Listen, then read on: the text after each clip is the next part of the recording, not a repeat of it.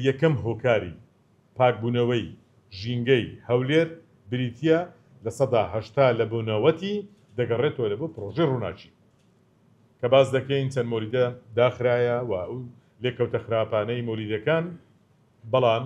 ١٨ لە بوونەوەتی پاکبوونەوەی ژینگەی هەولێر پەیوەستە بە داخستنی مۆریدەکان و بەکارخستن و دەست بە ئیشکردنی پرۆژەی ڕووناچی کە دەستکەوتێکی گەورەیە لەگەڵ ئەوەی کە هاوڵاتی سوودی لێوەردەگرێت بەڵام ژینگەی شارەکەشمانی پاک کردوێتەوە. خاڵی دووەم ئیجرعاتەکانن کە کۆمەڵێکی ئیجرعات لە ماوەی ئەو 1-2 ساڵە کراوە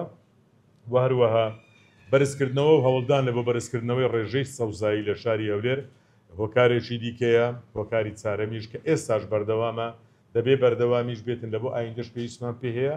هۆشیاری هاوڵاتیانن چکە چێە ژینگە پیسدەکە هاوڵاتیانن هۆشیاربوونی هاوڵاتیان لەسەر ئەو پرس و بابەتە هۆکارێکی ئەساسی دەبیتن لەوەی کە بتواندرێ لەسەر ئەو بابەتە هەڵوەستە بکرێتن و کاری چاک بکرێت. ئەو ئیجرعاتانەی کە کراون بەڕێزان 84 پاڵاوگە داخراون کە ئەوەش هۆکار و بەشێکی گرنگی پیسبوونی ژینگەی هەولێر بوو. لەو 84یان 54یان پابەند نەبوونە بە شێوازی دیکەویستیان دەست پێ بکەنەوە دراونەتە دادگا و 43 کەس